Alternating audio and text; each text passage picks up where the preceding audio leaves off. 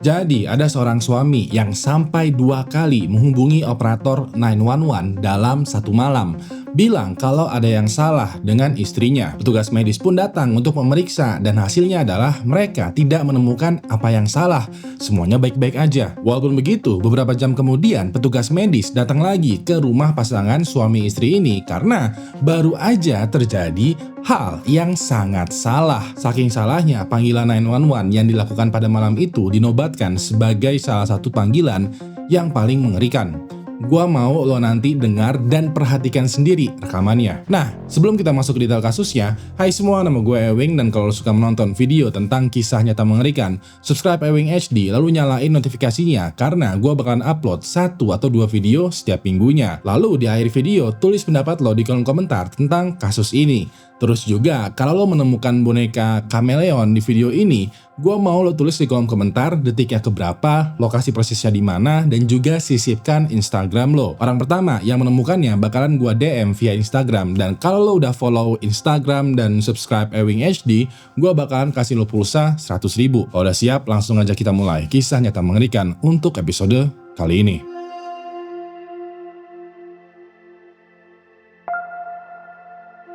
Pada sekitaran tahun 2017, ada sebuah keluarga kecil tinggal di sebuah perumahan yang terletak di Maybank, Texas, negara Amerika Serikat. Keluarga ini terdiri dari seorang suami atau ayah bernama Jacob Henderson yang diperkirakan berusia 30 tahun, seorang istri atau ibu bernama Sarah Henderson berusia 29 tahun, dan kedua anaknya yang bernama Kaylee berusia 7 tahun dan Kenil berusia 5 tahun. Dari info yang gue dapatkan, Jacob ternyata bukanlah ayah kandung dari Kaylee ataupun Kenley. Kedua bocil ini merupakan anaknya Sarah dari mantan suaminya yang kita sebut saja sebagai Bapak Fulano. Walaupun begitu, Jacob menerima Kaylee dan Kenley sebagai anaknya sendiri. Dia juga paham kalau dua bocil ini masih sering kangen sama Bapak Fulano.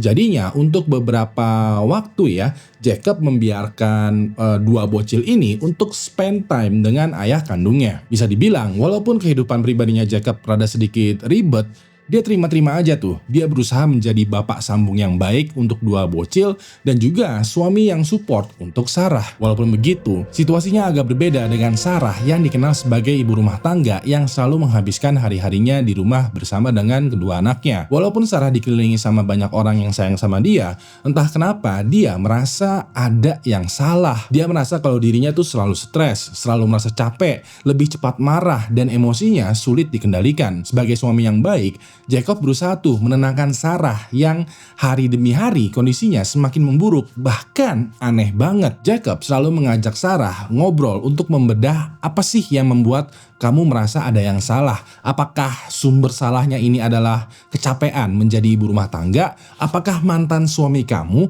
Apakah karena anak-anak? Atau kenapa? Cerita dong biar bisa dibantu. Anehnya, Sarah sendiri nggak bisa menjelaskan apa yang salah. Pokoknya entah kenapa semua orang dan semua benda yang ada di sekitarannya itu salah. Dan dikarenakan dia nggak bisa menjelaskan apa yang salah, dia menjadi semakin stres sendiri. Sekitaran akhir bulan Oktober tahun 2017, Jacob mulai notice adanya perubahan yang cukup mencolok dari Sarah. Jacob bisa melihat tuh Sarah semakin stres dan juga semakin kelihatan khawatir banget. Kalau orang Jawa biasa bilangnya itu kemerungsung. Sarah kelihatan seperti orang yang panik, gelisah, tidak sabaran, paranoid, bahkan juga sesekali ngintip ke luar jendela melihat ke arah halaman rumah. Kayak dia merasa ada orang yang mengikuti dan mengancam nyawanya. Jacob lagi-lagi berusaha menenangkan Sarah. Dia coba tuh keluar rumah untuk melihat siapa sih orang yang ada di luar sana yang ingin menyakiti Sarah.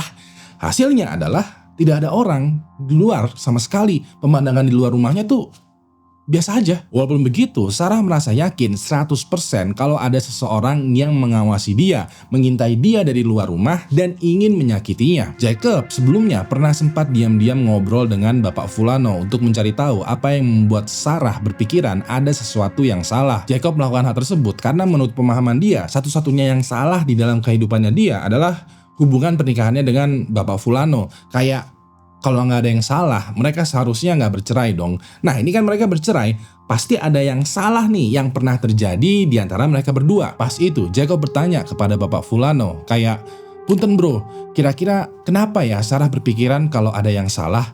Apakah kalian memiliki masalah yang belum terselesaikan? Dengan simpelnya, Bapak Fulano menjawab, Teing, Bapak Fulano lebih detailnya bercerita kalau selama pernikahannya, Sarah orangnya emang selalu khawatiran, paranoid, gelisah, dan sejenisnya. Bahkan ya, hal-hal seperti itulah yang pernah menjadi bumbu perceraian di antara Bapak Fulano dan juga Sarah. Bapak Fulano kayak merasa kalau dirinya tidak bisa membuat Sarah aman, bahagia, dan tenang. Jadinya mereka bercerai deh. Walaupun begitu, mereka bercerai secara baik-baik kok. Selepas bercerai nih ya, Bapak Fulano itu mulai membangun kehidupannya sendiri sambil juga menunaikan kewajibannya sebagai ayah kandung untuk kedua anaknya. Sarah pun juga membangun kembali hidupannya dengan menikahi Jacob. Bapak Fulano juga menegaskan kalau dirinya tuh nggak pernah menstalking Sarah. Yang Bapak Fulano inginkan adalah Sarah dan anak-anaknya bahagia. Itu aja. Mendengar jawaban ini, Jacob rada bingung. Kalau bukan permasalahan pernikahan, apa yang membuat Sarah itu selalu merasa salah? Balik lagi ke rumah, Jacob waktu itu melihat Sarah masih nggak percaya kalau gak ada orang di luar rumah mereka yang mengintai. Jacob sebenarnya rada-rada kesel nih karena apa yang Sarah khawatirkan sebenarnya tuh gak ada. Walaupun begitu, Jacob dengan ekstra sabar menenangkan Sarah dengan bilang kalau semuanya tuh baik-baik aja, gak ada orang di luar rumah ataupun bahaya yang mengintai. Sarah awalnya berhenti gelisah tuh, sebentar aja, tapi habis itu balik lagi menjadi paranoid. Dia waktu itu pergi ke seluruh ruangan yang ada di dalam rumah, dia periksa satu persatu sudut kamar karena kepikiran kalau yang mengintai gak ada di luar rumah, berarti dia sudah masuk ke dalam rumah. Hasilnya adalah masih sama. Setelah diperiksa semua, kondisi rumah mereka itu baik-baik aja kok. Menurut Jacob ya, semuanya normal. Tapi menurut Sarah, ada sesuatu yang salah. Sampai pada tanggal 2 November tahun 2017, kekhawatiran Jacob udah mencapai puncaknya. Waktu itu dia melihat Sarah mondar-mandir di dalam rumah sambil juga berkali-kali memeriksa jendela. Pas ini Sarah bilang berkali-kali dengan nada yang panik ke Jacob. Kayak, sayang, ada seseorang di luar yang mau mencelakai aku. Jacob untuk yang sekian kalinya melihat ke arah luar jendela. Waktu itu dia bilang, sayang, aku udah lihat nih dan gak ada sama sekali orang di luar rumah kita. Dikarenakan Sarah notice kalau Jacob nada bicaranya kayak orang gak percaya, dia semakin tidak tenang. Dia malah semakin panik dan kayak rada membentak Jacob untuk ngeliatnya yang bener dong, itu ada orang di luar sana. Dirasa Jacob udah mulai menyerah ya atau kewalahan, dia pun memutuskan untuk menghubungi operator 911 di sekitaran jam 11 malam. Tujuan Jacob memanggil 911 adalah dia udah bingung nih bagaimana cara menenangkan Sarah. Siapa tahu aja ada petugas emergency yang lebih paham dan profesional dengan kondisinya Sarah. Gak lama kemudian panggilan 911-nya Jacob tersambung nih sama operator. Berikut adalah percakapan di antara Jacob dan operator. Gua mau lu perhatikan baik-baik. EMS, this is Patricia. Yes, ma'am. I was wondering if I could get somebody to come out here and check my wife out. Okay, what's the address of the emergency? Okay, tell me exactly what's going on. My wife, she's like, I don't know, something's going on with her. Okay. Can you describe what's going on? The symptoms? Like she's freaking out like somebody got to get her. Okay, give us just one moment. Because she won't listen to me. She won't talk to me. Sir, give me just 1 second. We're going to get help on the way. I'm putting in some information for him, okay? Okay, thank you. Don't hang up. Stay on the line with me, okay? Okay. I'm good. I'm good. No, you're not. Yes, I'm good. I'm okay. You're not good. Okay, are you with the patient now? Yes, ma'am. Okay, how old is the patient? 29. Is she awake? Okay, I promise. Yes, ma'am. Is she breathing? Yes, ma'am. She's saying she's all right now. Is she violent? No, ma'am. She's saying she's fine now. Okay, we can still have them come out and check her out, okay? Does she have a weapon? No, ma'am. Where is she right now? Right here in front of me. Okay, reassure her that help is on the way. From now on, don't let her have anything to eat or drink. It might make her sick or cause further problems. Okay, well, like I said, she said she's fine now. Okay, well, they're still on their way and they can check her out when they get there, okay? Okay. All right, thank you. Seperti yang lo perhatikan atau dengar tadi ya, Jacob berbicara dengan operator 911. Di awal pembicaraan, operator kayak menanyakan informasi perihal Sarah, kayak alamat rumah mereka, umurnya Sarah, apakah dia masih sadar diri, nafasnya bagaimana, dan lain sebagainya. Pas di tengah percakapan ini, lo mungkin juga bisa mendengar suaranya Sarah secara samar-samar di background bilang kalau dirinya itu udah baik-baik aja. Dia bahkan meminta Jacob untuk berhenti mengkhawatirkan karena apapun yang membuat Sarah merasa salah itu udah lewat, udah nggak ada, udah menghilang. Walaupun begitu, Jacob tetap memilih untuk tetap berada di sambungan telepon dengan operator 911. Jacob kayak merasa yakin kalau Sarah membutuhkan bantuan profesional. Maka dari itu, tolonglah kirimin ambulans ke rumah ini untuk membantu kita. Ya udah deh, singkat cerita, operator bilang kalau EMS atau Emergency Medical Service akan dikirimkan dan bakalan tiba dalam beberapa menit. Untuk sementara waktu, Jacob ditugaskan untuk membuat Sarah senyaman mungkin. Ternyata sekitaran 10 menit kemudian, Jacob menelpon operator 911 lagi. Dalam panggilan yang kedua ini, Jacob bilang kalau Sarah yang tadinya terus-menerus ketakutan, sekarang udah fix.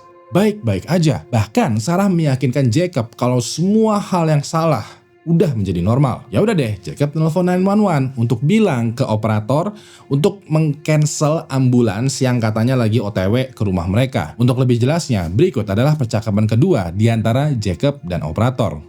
Gua mau lo perhatikan baik-baik. EMS, this is right? Oh, yes, ma'am. I just talked to a lady in there a while ago about sending someone out. Okay. I was going to see if I can get it disregarded. Okay, what was the address of the emergency?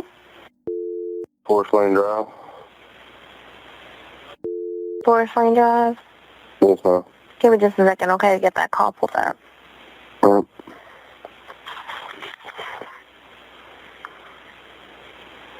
And are you the one that called it in originally? Yes, ma'am. Okay. And why would you like to cancel the call? She's fine now. And what was your name? Jake Henderson. Okay, so just let me verify. You want to cancel the ambulance at this time? Yes, ma'am. Okay. Okay, I'll let them know, okay? Thank you. You're welcome. Bye-bye.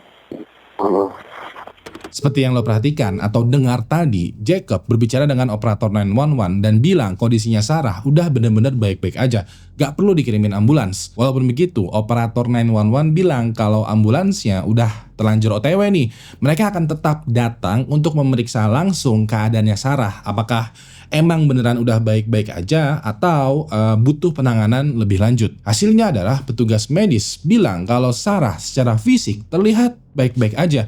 Gak ada luka di tubuhnya ataupun juga tanda-tanda kekerasan. Sarah terbilang sehat dan tidak ada indikasi penggunaan obat-obatan ataupun juga alkohol. Tapi dari segi kesehatan mental, menurut petugas medis, Sarah besar kemungkinan mengalami gangguan psikologis tertentu. Tapi juga dikarenakan Jacob dan Sarah udah mulai agak tenang, kalem, dan collected, petugas medis tidak memberikan penanganan lebih lanjut. Mereka memeriksa, menilai semuanya baik-baik aja, lalu membiarkan Jacob dan Sarah melanjutkan hidup. Yang petugas medis tidak ketahui adalah beberapa jam selanjutnya, semua hal berubah secara drastis.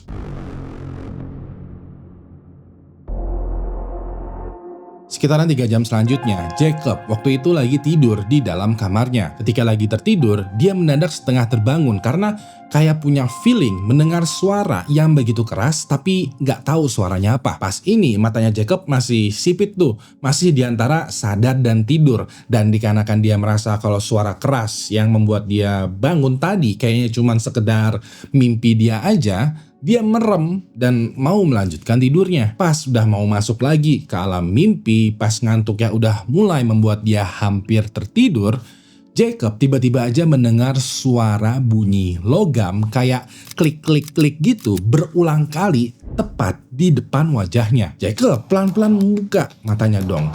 Nah, hal pertama yang dia lihat adalah moncong pistol yang mengarah persis di antara matanya. Jacob langsung melotot, menghindar sambil juga berusaha memegang atau merebut pistolnya ini. Ternyata tangan yang memegang pistol ini adalah tangannya Sarah. Jacob shock banget dengan apa yang dia lihat. Dia langsung panik tapi juga waspada dan juga penuh dengan pertanyaan. Kayak, kenapa kamu ingin menembak aku? Apa yang terjadi? Kenapa tengah malam ini kamu nodong aku pistol? Jacob langsung mengamankan pistol tuh ya dari tangannya Sarah dan gak lama kemudian dia menelpon 911 lagi karena apa yang baru aja terjadi ketika Jacob lagi tertidur itu bagaikan mimpi buruk yang menjadi kenyataan. Nah, gue bisa aja menceritakan apa yang sebenarnya terjadi, tapi enggak.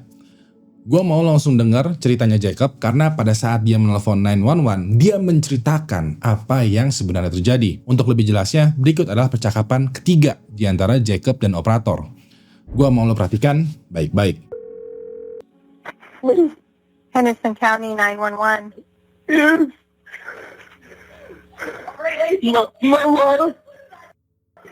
My wife just shot her kid. Okay, is this Jacob? Yes. Okay, what is your wife's name? She's trying to commit suicide now. She's trying to choke herself. Why do you keep grabbing your neck? What is her name, sir? Sarah Henderson. Sarah Henderson? Yes, ma'am. Okay. And what does your house look like? Inside, No, the outside. What's the house look like on the outside? it's tan and brown. Tan? Tan and brown. Tan and brown. What kind of vehicles are outside? A white Tahoe and a GMC, a turn GMC pickup. Okay. Yes, baby. I can't. You can't what?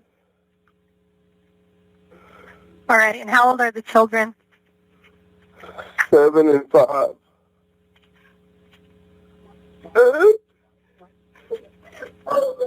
And they're in the bedroom? Huh? Are they in the bedroom, sir? No, it's in the living room. They're in the living room and they're not breathing? No. Were you home when she did this, or did you just get home? I was asleep. You were asleep? Yes. Is she under the influence of any drugs or alcohol? No.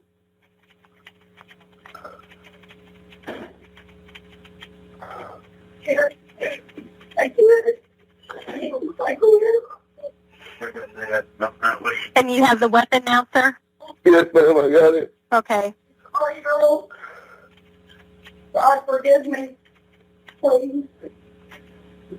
Are there any other weapons in the house? Yes. Okay. Does she have access to them, or are you keeping her from doing that? No, I'm trying to.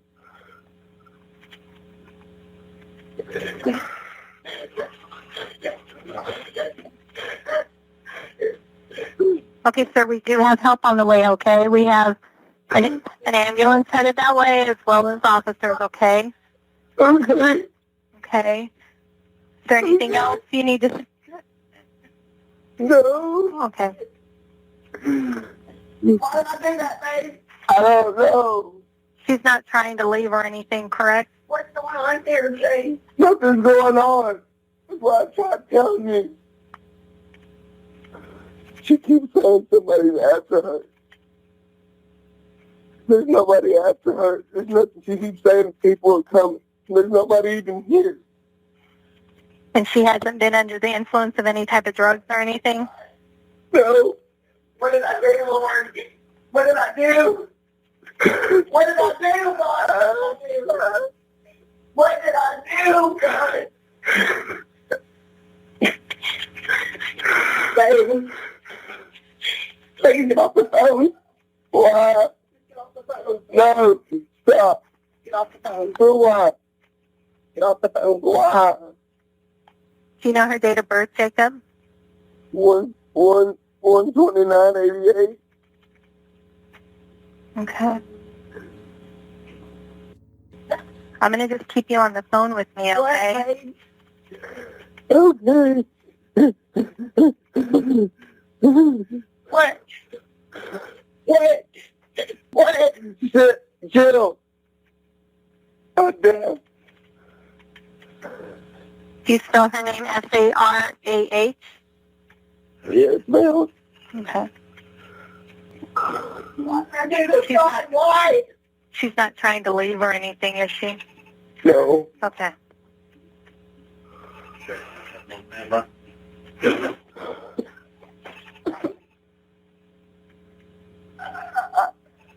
Were the children asleep in the living room, or did they get up? Do you know? They were asleep. They were asleep in the living room, and then she went in there? Yes. Okay. I was asleep. And were you asleep in the bedroom? Yes. Okay. Was Sarah asleep in the bedroom with you when she got up? I guess. She was asleep when I went to sleep last night, and I woke up. She come in there and she goes, "Babe, I just shot the kids." And I didn't want to believe it. I went in there, and they were dead. Stop choking yourself. Quit. I'm not. I'm not. I'm not, babe. I'm not, babe.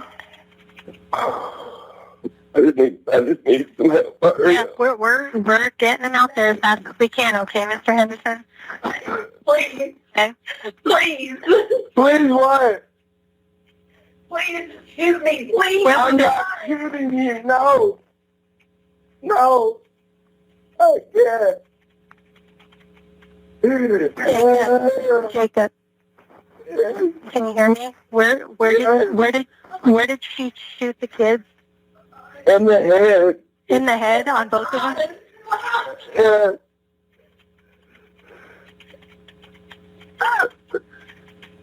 Okay.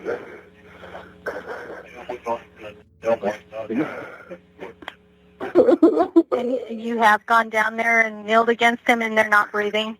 Yes, the Okay. blood runs out of her head. Okay. Okay.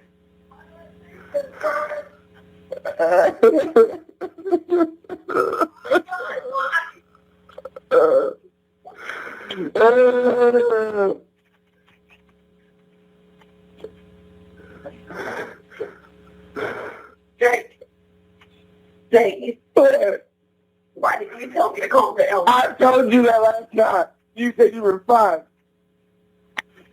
Okay. Why didn't you say something? Okay. Jacob, Okay. what's your date of birth? 11/1986.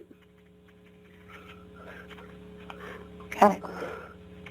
I'm just keeping you on the phone with me, okay, until the first responders get there. Okay.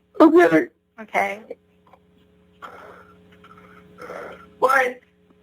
What, babe? What? What?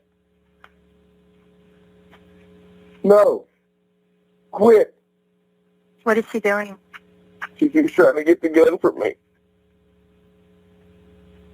No, I don't, babe. What are you doing then? What are you doing?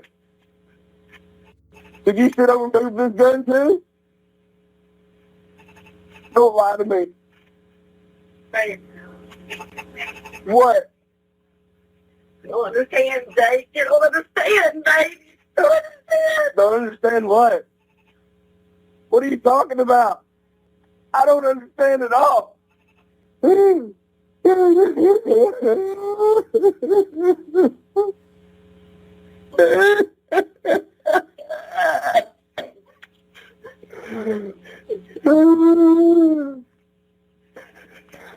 Jake. What? What? I'm sorry. Why though? Why? Why? Why? Why? I can't stop, Jake. Can't stop what? I don't know. Why'd you do it? What?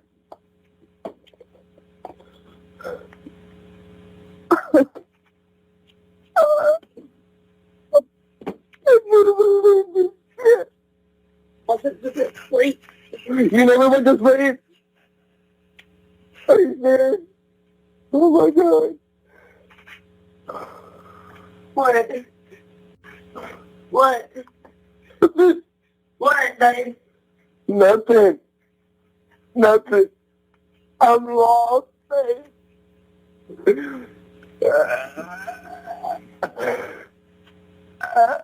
I'm lost, babe. Here we go. Stay here. I'm still here, Jacob, okay? Yes. Stop. Looks like their officers may be pulling up right now. Do you see them outside? Shoot me. No, here. Okay, well, I'll let you go now, okay? So you can open the door. Okay. Okay, bye-bye. Stop. Seperti yang lo perhatikan atau dengar tadi, Jacob berbicara dengan operator 911 dan bilang kalau Sarah telah menembak Kaylee dan Kinley. Mendengar jawaban sekaligus pengakuan ini, Jacob awalnya tidak benar-benar percaya. Tapi pas dia melihat sendiri kedua anak tirinya sudah tidak bernyawa, tergeletak begitu aja di sofa yang ada di living room, Jacob langsung terdiam dan shock. Sarah beneran menembak kedua anaknya. Jacob menghampiri tuh Kaylee dan Kinley, berusaha membangunkan mereka sambil manggil-manggil namanya. Tapi tetap aja mereka tidak merespon ataupun juga menunjukkan tanda-tanda kehidupan. Ternyata ya, kalau diingat-ingat lagi, suara yang sempat membuat Jacob terbangun adalah suara pistolnya Sarah yang menembak mati kedua anaknya. Sedangkan suara klik-klik yang membuat Jacob tersadar penuh adalah suara pistol yang entah kenapa nyangkut gitu, persis pada momen Sarah ingin menembak Jacob. Setelah panggilan 911 Jacob selesai, polisi dan petugas medis udah sampai tuh ke depan rumah mereka. Semua pihak berwajib langsung mengamankan jenazah anak-anaknya Sarah. Jacob dan juga Sarah juga diamankan untuk dimintai keterangan lebih lanjut. Pada saat tiba di rumahnya Jacob dan Sarah, pihak berwajib langsung memasang garis kuning dan menetapkannya sebagai TKP. Waktu itu, pihak kepolisian langsung mengamankan Jacob, Sarah, dan juga pistol yang katanya digunakan sama Sarah, tapi sekarang sedang berada di tangannya Jacob. Selain itu, petugas medis langsung memeriksa kedua anaknya Sarah. Sayangnya, gak banyak pemeriksaan yang bisa mereka lakukan karena kedua anaknya ditemukan meninggal di tempat akibat luka tembak yang telak persis di kepala mereka. Pada tahap ini ya, polisi masih menganggap kalau Jacob dan Sarah adalah tersangka karena walaupun Jacob bilang yang menembak kedua anak tirinya adalah Sarah, pistolnya itu ada di tangan dia. Kayak ada kemungkinan nih kalau seluruh cerita dan juga panggilan tadi, drama tadi semuanya adalah sandiwara yang dibuat oleh Jacob. Maka dari itu mereka berdua dibawa ke kantor polisi untuk interogasi dan investigasi lebih lanjut. Gak lama kemudian, Jacob dan Sarah ditempatkan di ruang interogasi yang berbeda. Menurut kesaksiannya Jacob, dia bercerita nih kurang lebih mirip seperti yang udah gue ceritakan sebelumnya. Beberapa minggu terakhir sebelum kejadian penembakan ini, Sarah menunjukkan perubahan perilaku yang sangat drastis. Dia menjadi emosian, sering panik, paranoid, semua serba salah, dan somehow percaya bahwa ada orang yang sedang mengawasi dan mencelakainya. Jacob berusaha tuh menenangkan dan memastikan semuanya baik-baik aja. Bahkan juga sempat curcol ke Bapak Fulano, mantan suaminya Sarah, tapi tetap aja kondisinya Sarah masih belum membaik. Nah, dikarenakan Jacob bingung mau ngapain, malam itu dia sempat menelpon 911 meminta bantuan profesional. Tapi anehnya, Sarah sendiri menolak bantuan dan bilang kalau semuanya baik-baik aja. Petugas medis juga sempat datang dan menyatakan kalau semuanya itu baik-baik aja. Tapi gak lama setelah itu, Sarah malah menembak kedua anaknya dan juga berusaha menembak Jacob, tapi untungnya pistolnya tuh nyangkut. Di sisi lain, pada saat Sarah diinterogasi, dia langsung mengakui seluruh perbuatannya. Dia bersaksi kalau selama 2 minggu terakhir, Sarah telah menyusun rencana untuk menghabisi kedua putrinya, Jason, lalu dirinya. Tragisnya, rencananya terbilang berhasil. Dia menembak telak kedua anaknya, tapi pas mau menembak Jacob, pistolnya somehow macet atau nyangkut. Di momen itulah rencananya terbilang gagal. Pihak kepolisian pun mencari tahu nih apa penyebab Sarah selama beberapa minggu terakhir paranoid. Mereka kayak, siapa yang lagi mengintai kamu? Atau apa yang membuat kamu melakukan hal ini? Dengan simpelnya, Sarah menjawab,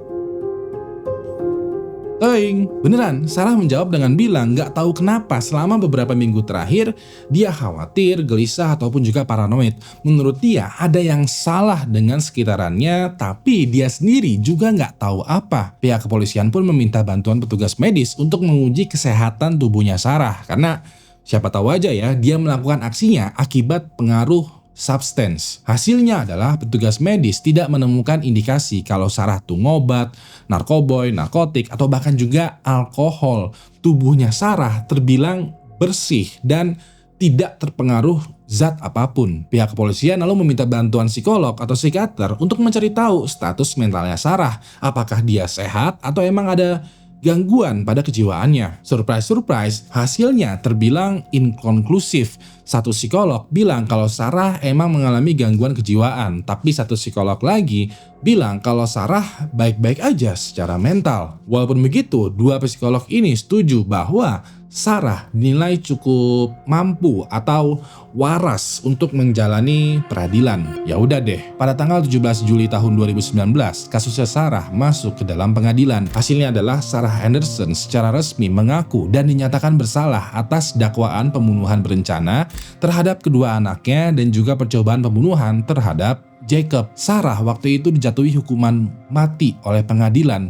Tapi surprise, dia mendapatkan pembelaan dari Jacob, Bapak Fulano, dan juga keluarganya. Gua nggak dapat nih informasi tentang alasan kenapa Sarah mendapatkan pembelaan dari pada dasarnya adalah korbannya. Walaupun begitu, dikarenakan juga kooperatif, terus juga menyesali perbuatannya, pengadilan mengabulkan tuh pembelaan dari keluarganya Sarah. Waktu itu, jadinya Sarah dijatuhi hukuman penjara seumur hidup tanpa ada kemungkinan untuk bebas. Selama proses hukum berlangsung, kasusnya Sarah sempat menjadi perhatian publik. Ada yang bilang kalau motivasi Sarah melakukan hal tersebut karena stres kehidupan, gangguan kejiwaan, atau juga Sarah merasa dirinya real, beneran lagi dalam ancaman. Sayangnya, Sarah sama sekali tidak memberikan informasi tentang motif perihal kenapa dia melakukan aksinya. Bisa dibilang, sampai sekarang tidak ada yang tahu apa yang sebenarnya salah dengan Sarah.